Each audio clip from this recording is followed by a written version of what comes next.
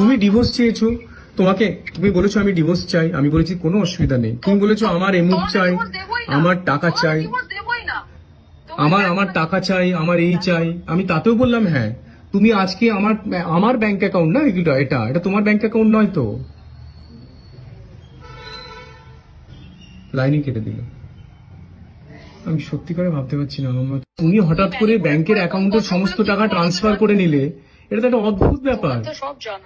সব জানা আমার। তুমি ম্যানিপুলেট করে কি কথা কেমন করে বলতে পারো খুব ভালো জানো। না না না, আমি বলছি দেখো, তুমি যে কোনো একটা না রাস্তা, মানুষের একটা পথ থাকে যে আমি ডিভোর্স করব।